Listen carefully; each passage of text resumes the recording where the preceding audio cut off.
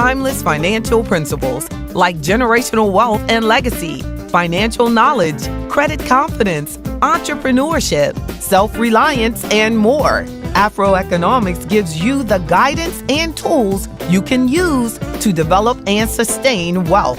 Check out Afroeconomics on your favorite social media platforms. You will find us everywhere. Plus, enjoy my weekly Afroeconomics podcast. There are many levels of Afroeconomics membership, including the free online access membership level called No Excuses. So make no excuses and check out afroeconomics.com today. Powered by J.B. Bryan Financial Group, Incorporated, a registered investment advisory firm. Hashtag Afroeconomics. Oh, that's so cool. I haven't played that in a long time. How's everybody? Thank you so much for sharing your day with me.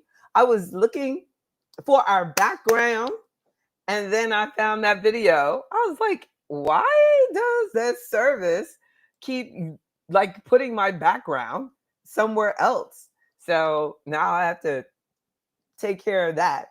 But I might, the background might look a little different, but at least we still have the website up there. I am J.B. Bryan, president of J.B. Bryan Financial Group, the home of Afroeconomics, and it is a registered investment advisory firm, J.B. Bryan Financial Group. Check me out at jbbryan.com, afroeconomics.com. Yes, indeed. Make sure that you just check out the websites. That's the afroeconomics.com. You can click to register. It's absolutely complimentary, so you can get all of the invites and all of the information, and it will be at your fingertip. Indeed. I am like, it's so different not seeing my colors, not seeing my overlay, and it's just awkward. But we're going to keep on moving, and not turn that technical challenge for that company into a disability for me. I am still highly capable. Thank you so much, Tracy, for letting me know that you are awake out there, ready for class. That's right. Today's topic is one of those topics that you don't want to talk about, but everybody needs to talk about. So I want to make sure that our library of over 1,000 videos at your fingertips for your empowerment. I would say we probably have enough financial videos on the Afroeconomics YouTube channel that are free, that a person could, probably get some college credit for it. I need to work on that. Get that. Our curriculum is no joke. What's going on in Stone Mountain, Georgia? Stone Mountain. Yes, indeed. So we're talking about how to protect your finances if a disability happens. If all of a sudden you can't work, how do you protect your finances? What are steps that we can take now and immediately, we think about, things like, oh, well, you'll apply for disability. I have not seen a person who has applied for Social Security disability that it didn't take a while, well past 90 days, for them to get approved for it. No, I was telling a client a few moments ago, I was like, I had a client that he had purchased long-term care insurance, and the policy was so bad that when he applied to use it, he died before they approved. They kept turning him down. Like, these are, things that people have no idea, that you can buy something and then the company still will force you to get approved to use it. And that's what's happening with Social Security, because you're putting money into the Social Security, but then if you become disabled, you have paid into it, and there's a certain amount of years, approximately 10 years of consistent work, in order for you to have the credits that will qualify you completely for the Social Security disability benefits. So the person that has it, if they don't, then they would get approved for something called SSI, and it's a considerably smaller check for the person who hasn't worked long enough, that according to them, and becomes disabled before they have all their credits into the Social Security system. So disability is a whole, this is a viable discussion, and y'all should come in. You should come in. I'm gonna invite members to come in. Members, there is the link, because you might actually have some questions now. I could see your comments, but if you have some questions, I love to have questions. You know how people go, hold your questions to the end. I'm not that person, as y'all probably know by now.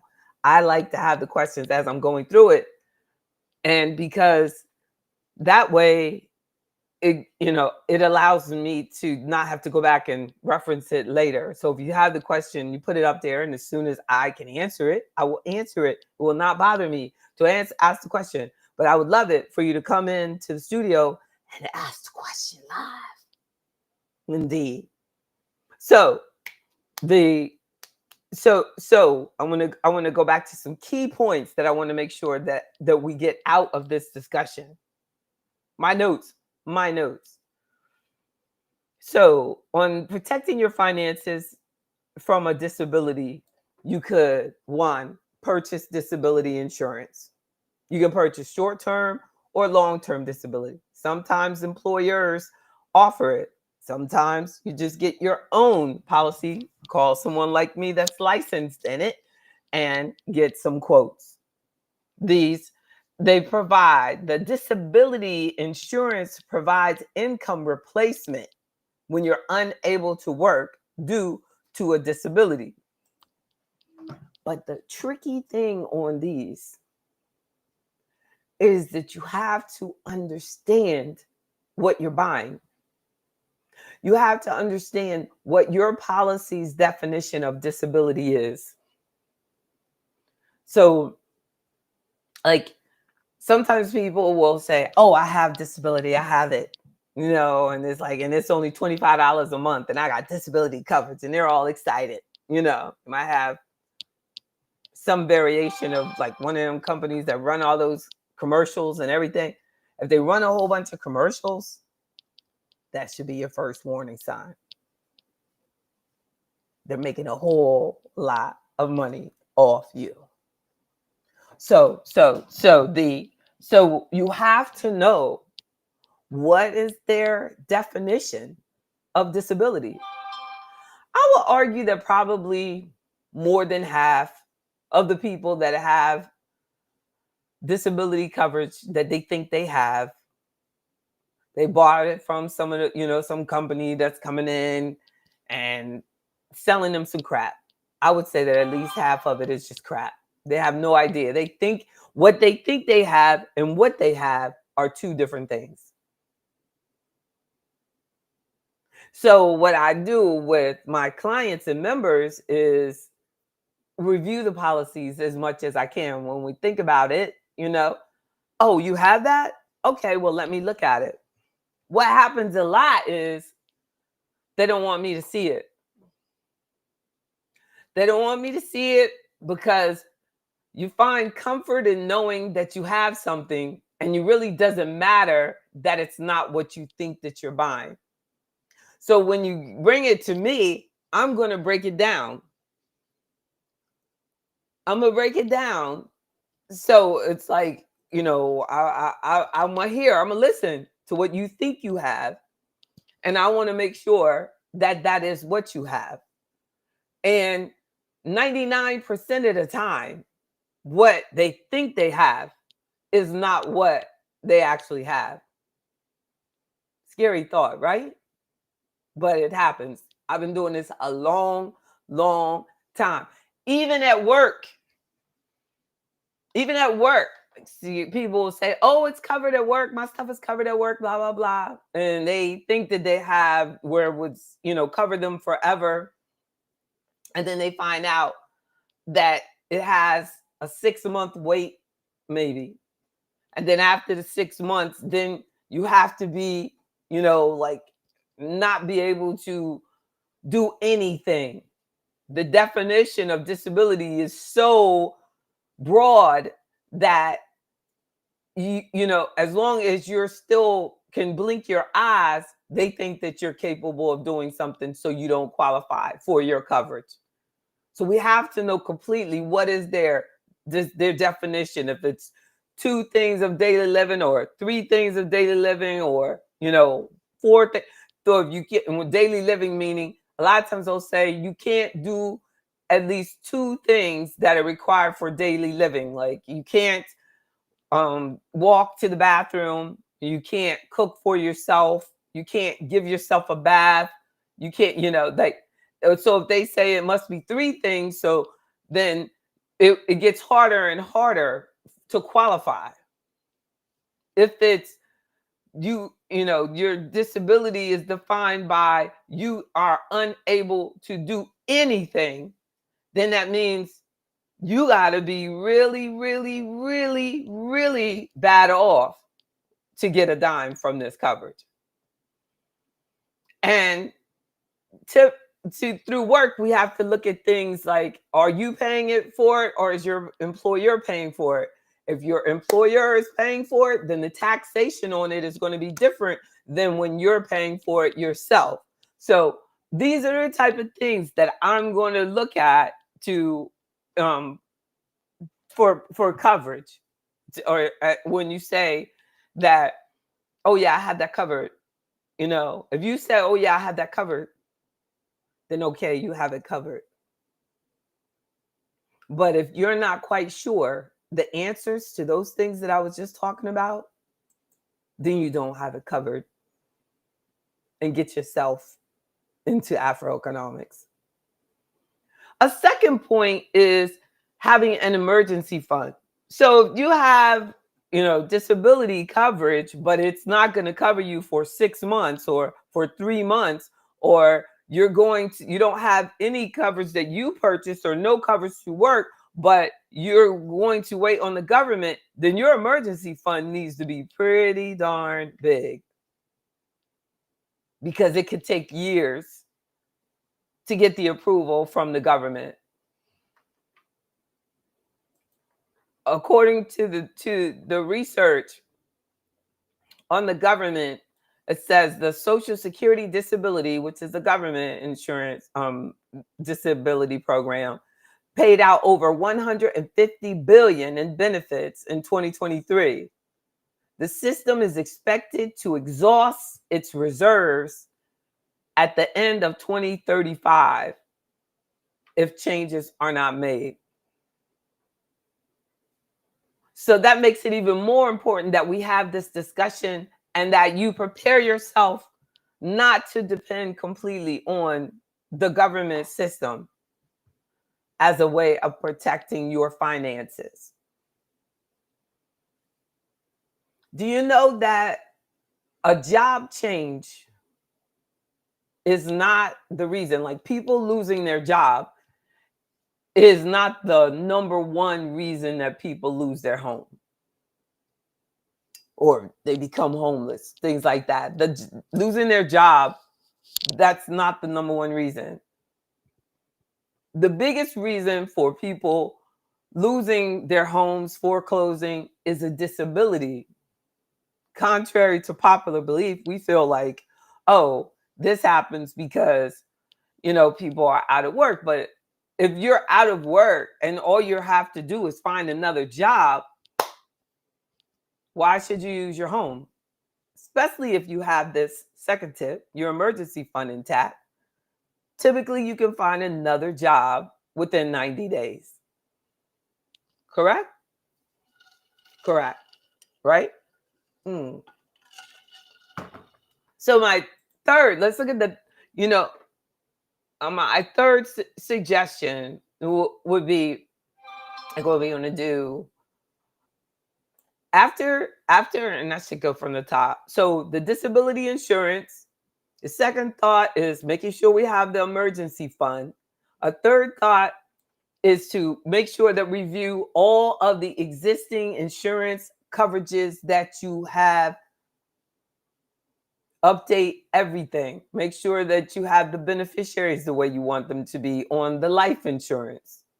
And then make sure that you have an understanding of any supplements or disability supplements that you might have added on to this to your life insurance. Will your life insurance premium be paid if you're disabled or things like that? Do you have that? What type of supplemental disability coverage do we have? Like a lot of the disability plans that unfortunately it seems like our community tends to have are not income replacement disability plans, but they'll be like a supplemental plan.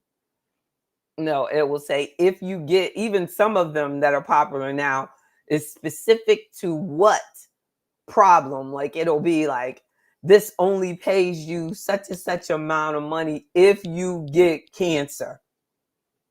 No. So like to me, that's an uncomfortable bet to make just because you're someone else in your family got that. No, that's not what you want to happen. If you have a generic disability coverage for any challenge, then even if it's an accident that causing the disability, you'll be covered.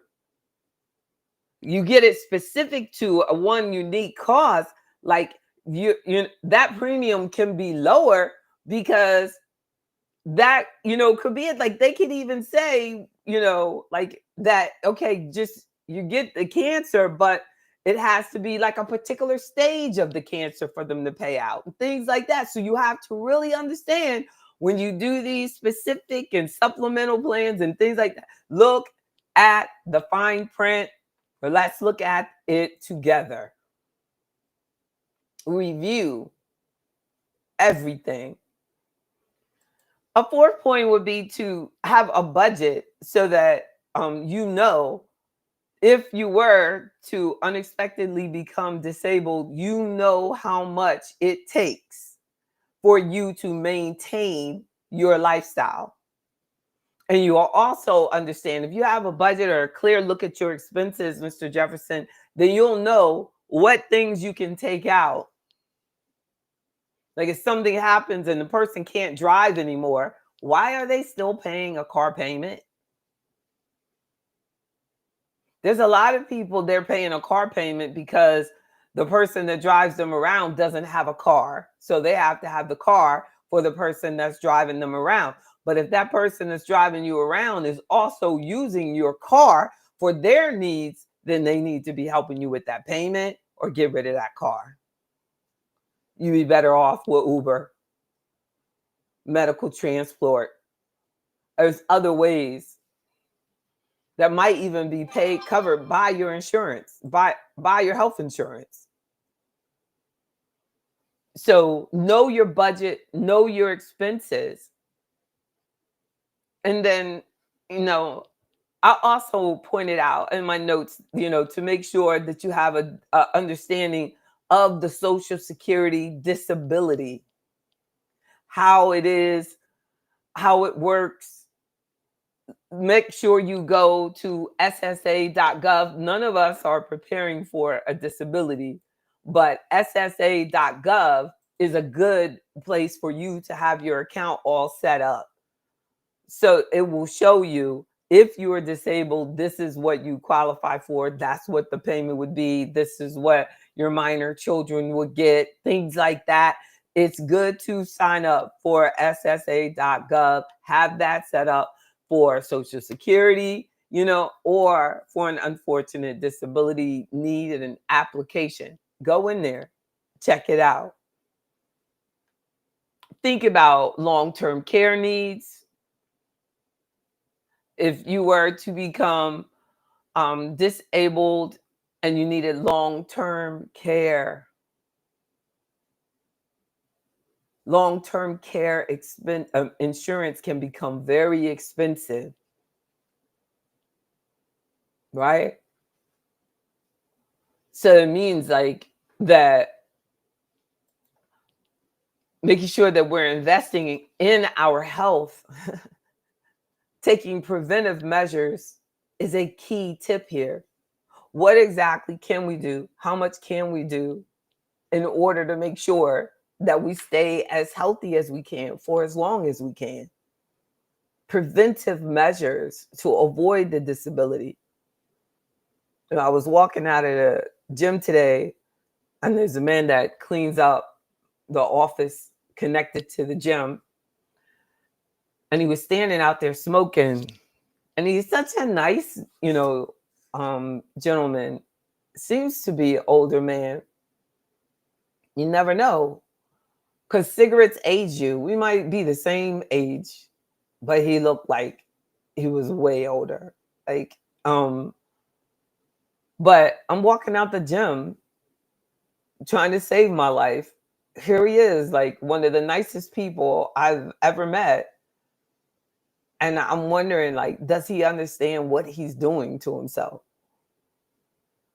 And I couldn't stay and talk to him because, like, he wanted to talk, like, how I just small talk this and that. But I just did not want that in my throat. He's way too close to the door. I wonder, Mr. Jefferson, should I have said, like, why are you so close to the door? But I mean, he's just that nice. He's so nice that you just would not find yourself saying, you know what, hey, if you want to harm yourself, go on down to the corner. But right here at the door is, I'm coming out of a gym. Obviously, I'm trying. But what do I wonder when we do that, like when we do things like that, smoke, drink, stress out, scream and yell, keep drama, stress in your life. When we do that, like, God forbid, what happens? What happens, like, when that person becomes sick because they've done all these things that create sickness? Like, do you say, I did this to myself, or, I should put that out as a poll. Like, what do you think people say? Because I don't want any of us to ever say that you are a victim of what you did, that what you could have. And a lot of times, we know what to do, like the whole, like, having the emergency fund. I felt so glad when I went to the bank and the bank just decided that they were going to close one of my accounts. And I said, well, where's my money? Where's my money? Because they said that they couldn't verify the address. So they closed the account, and they were eventually going to send a certified check of my money to the address that they weren't sure was a good address.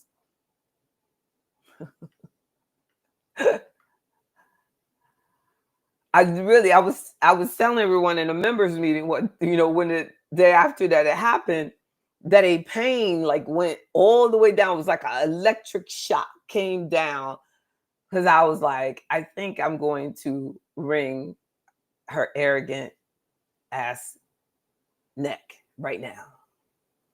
Because I'm just sitting there like, hey, I logged in and it said address confirmation hold. So how do I get my money unheld? And they said, oh, there's nothing you can do. We just needed that. There's a customer identification, something. Like, I wonder what they would have done if, like, I had, God forbid, a heart attack or something in their branch. But I thought to myself, this is exactly why We have to have an emergency fund. We have to have other money. Now, so all I could do is like use it as an example of how we have to expect the unexpected. Because, you know, even if you're not standing outside somewhere smoking and drinking too much and doing all these things to hurt yourself, accidents happen. Things happen. Things get worn out. We're only human. A lot of things just naturally happen on their own. It doesn't even need our help. Like if we don't keep ourselves strong enough, like we can do absolutely nothing, and doing nothing is a killer. We can sit right there. Sit right there. Like I feel worse if I have to sit all day than if I am doing a track meet and busy all day. I'm good. Feel fantastic. Not an ache in the body. Not something. But if I sit, then the muscles get tight and you're sitting there. And, if you're doing that over and over, and if a person is repeatedly doing that, never doing anything, like the nothing can lead to the disability. They're saying that sitting is now found from health stats. Sitting is worse than smoking. So that man that was out there smoking, he was thin and he's working, probably in his 70s or 80s, and he's working, moving. And a person like sitting at home and just sitting may be at higher risk than him out there smoking. They could be at higher risk by just sitting and eating for cardiovascular disease than the man that's out there moving, laughing, talking to people, stressed is relaxed, making some money and smoking. Isn't that something? Isn't that something? Preventive measures, a key part of this. Take your health seriously to prevent it, to protect your finances, protect your health, maintain good health and preventive care. Engaging in a healthy lifestyle can reduce the risk of disability and the associated medical expenses associated with the disability. We don't have to grow old and get sicker and sicker and sicker. It doesn't have to be that way. It does not have to be that way. Make sure that you have a power of attorney. You're alive, but you need someone else to take care of things because of something that might happen. That's where the power of attorney comes in. They can take over and manage your business, but you got to have someone that's power of attorney, and you got to have the medical advance directives to make the healthcare decisions when you're unable to do it yourself.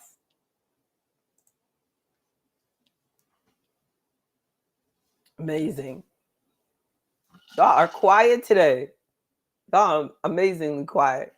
But one thing I know, please hit the like button if you're on YouTube or on Facebook or on any of the social media. Hit the like button. I've been watching this trial, listening to it. And the people always ask, hit the like button, hit the like button. Please subscribe. Oh, please subscribe. And I'm like, why don't I do that? Why don't I ask you to help me help you? I think the one thing that will help prevent me from falling to a disability is the love that you share. The love that you share by hitting the like button will make me feel better, reduce my risk, and help me live longer. Healthy. Look, we don't just want to live, we want a longer health span, not just lifespan. Because a lot of things can help you live longer. but we want to be healthy for a longer period of time. Oh, thank you, Joshua Moses in Las Vegas. May you be healthy for a long, long, long time, young blood. Thank you for saying hi. Yes, indeed. So, another way to help yourself from or protect your finances if you were to incur a disability, and a disability doesn't have to be forever. Like, you could be disabled for a year and recover. So you want your finances to try to stay in order during that time of healing, right? So you can, to protect your finances, we can always have different forms of income streams. Diversify your ways of making money. You might have an online business, you might sell used items, you might have investments in your investment portfolio that we're using as a source of income. You could have rental properties that we're working on. Like, you could have, but diversify your sources of income, especially those passive forms of income, right? And that's why, like, the 10th principle of Afroeconomics is Black health, Black wealth.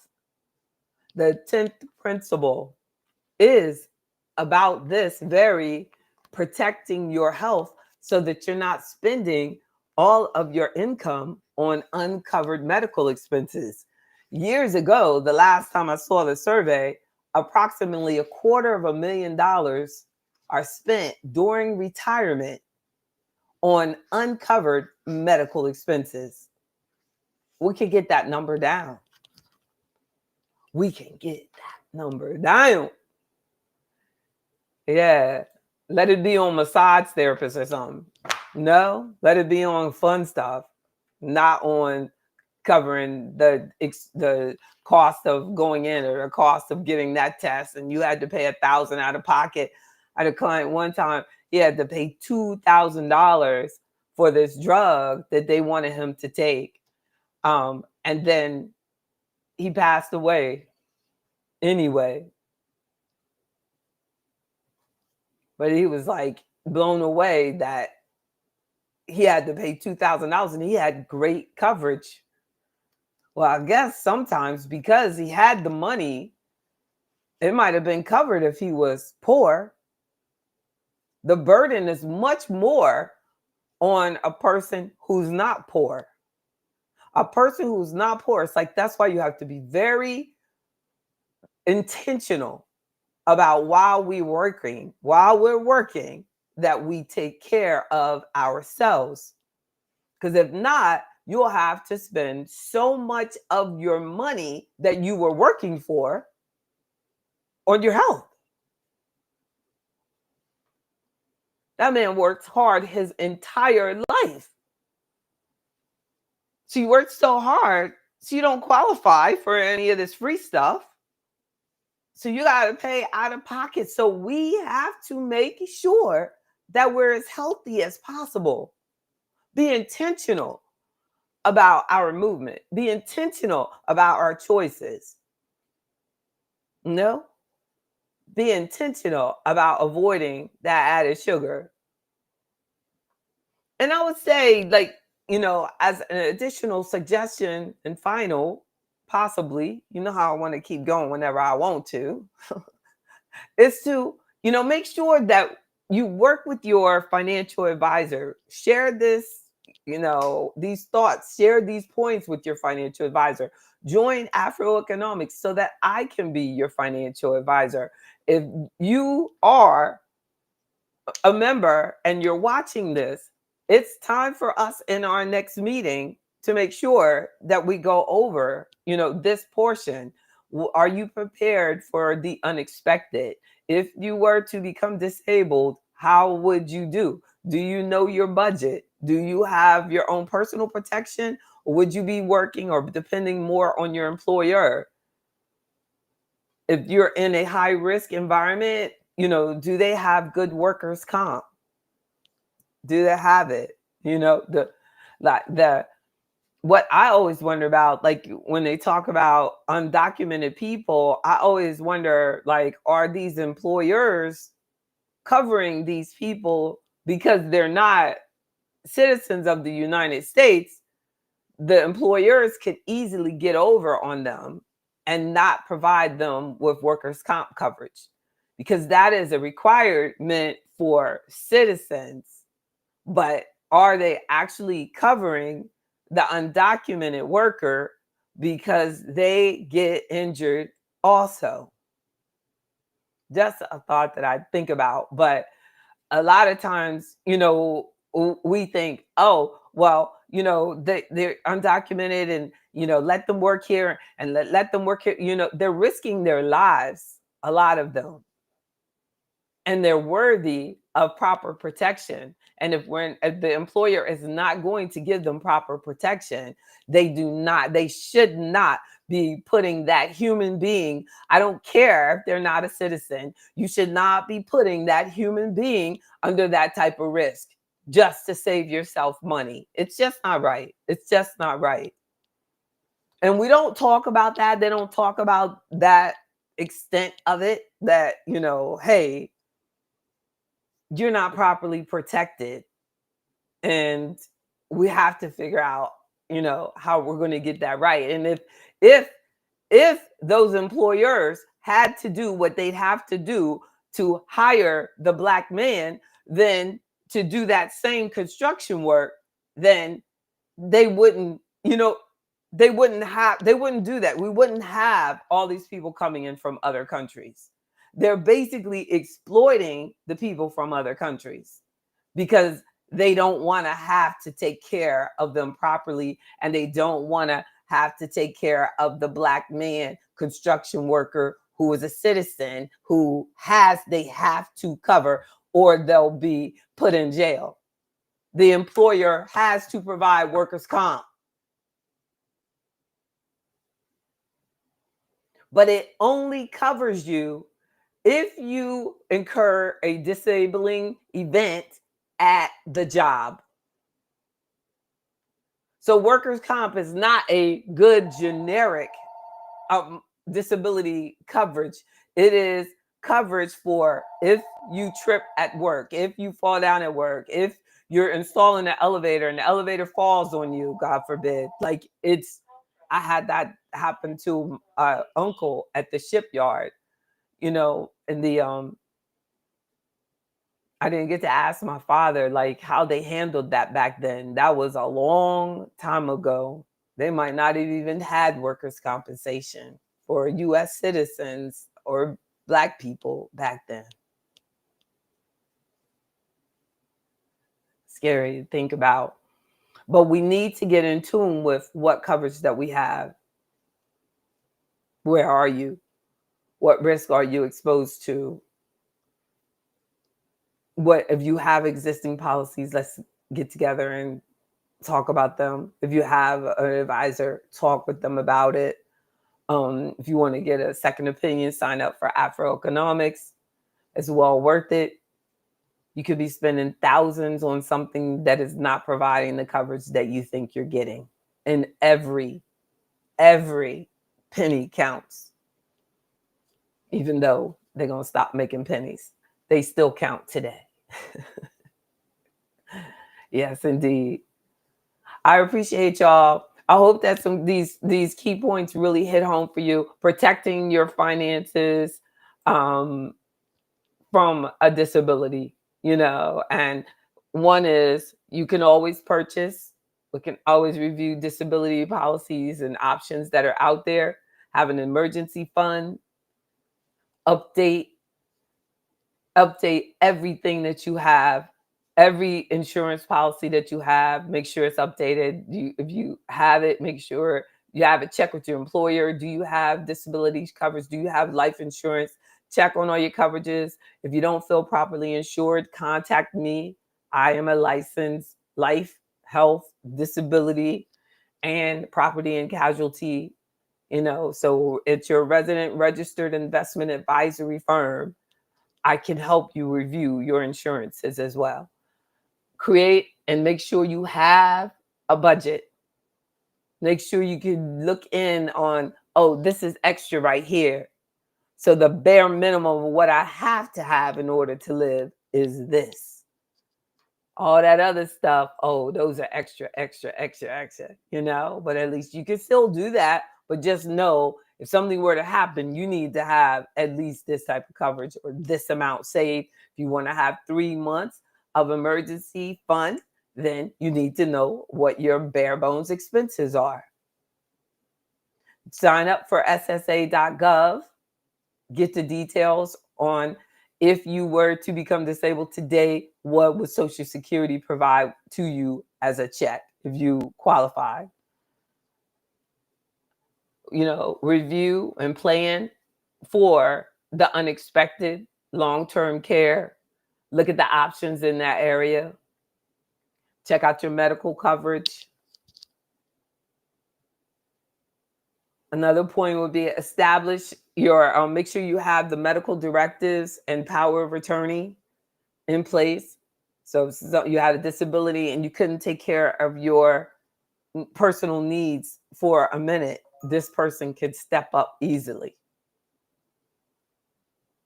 Right? I had a client one day. I got a call and a person said they were her sister. And I know this client was an only child. So really what they were was her father, who was deceased, one of his children by someone else. But I've known the woman for 30 plus years. I've known her my entire career. So I know where she was with them. So this person is calling, they're saying this and that, blah, blah, blah, about, what she's taken over and this and this and that, and that they needed money and they needed it quick because she was in a long-term care situation. So I say to, them, like, send me the paperwork. So they send me some paperwork that says that on my client's deathbed, she gave this person the right to take her money out, which could have been, may not be her deathbed. So I called the nursing home and I said, like, this person is calling me saying this, but based on this picture that she sent me, my client is in no position to give anybody the right to do anything.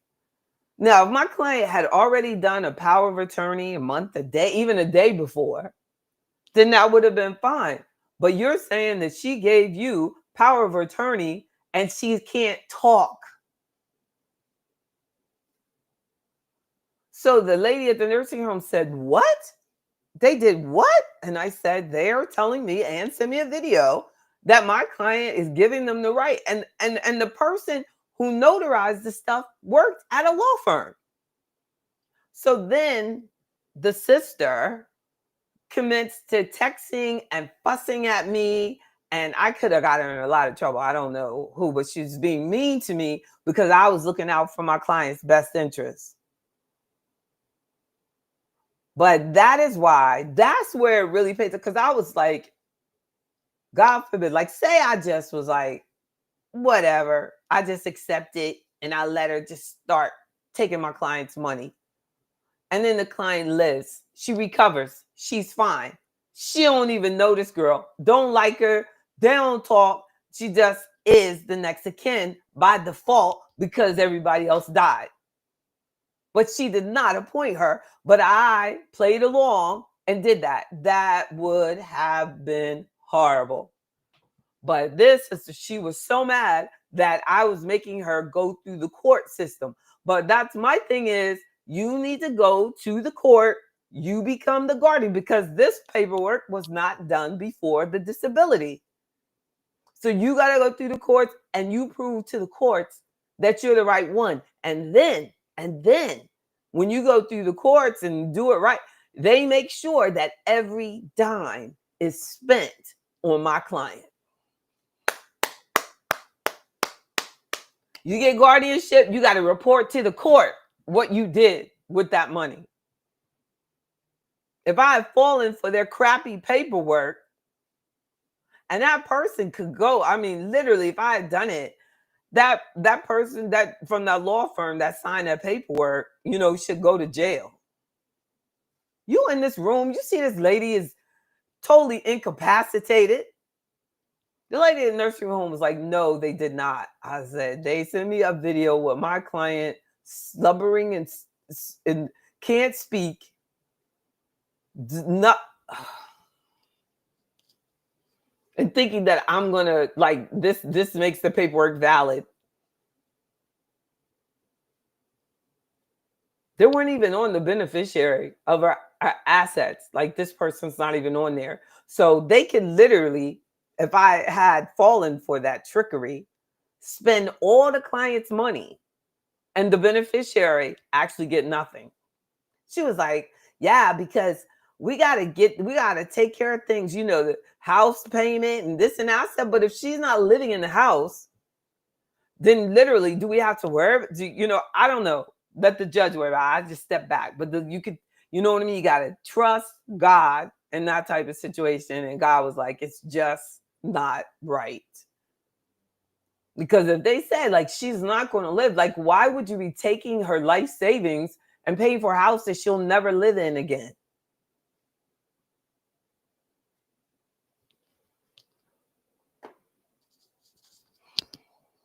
So it does matter. Our conversations do matter. I've seen that so many times throughout my career. My conversations with my clients, like, matter. We think we're just talking, but when it matters, it matters. You just know that I got y'all back. If you have any questions, don't hesitate to reach out. Let me see if I have, so we'll have it recorded. They'll need that website and the you can join at afroeconomics.com or afroeconomics.org. My phone number. Oh, check this one out. Check this one out. I'm just showing off my little stuff. Please share and subscribe. I can't believe I have that in there. I was a bit smart. I was smart that day. I appreciate you all so much. I'm right here. Look. But don't go to. I have one more thing for you. The no. Oh, Casey, I'm looking forward as well. Exactly. Thank you so much. Make sure you text me. I appreciate you. Okay, y'all. Enjoy your day. Make it great. I had some salmon this morning. I feel so good. I feel so strong. Listen to your body. Listen to your body and pray that it asks for good stuff. You deserve it. Bye-bye now. I'm JB Bryan, the creator of Afro Economics, a strategic financial empowerment program based on 10 timeless financial principles like generational wealth and legacy, financial knowledge, credit confidence, entrepreneurship, self-reliance, and more. Afro Economics gives you the guidance and tools you can use to develop and sustain wealth. Check out Afro Economics on your favorite social media platforms. You will find us everywhere. Plus, enjoy my weekly Afro Economics podcast. There are many levels of Afro Economics membership, including the free online access membership level called No Excuses. So make no excuses and check out afroeconomics.com today. Powered by JB Bryan Financial Group, Incorporated, a registered investment advisory firm. Hashtag Afro Economics. Love y'all. Take care.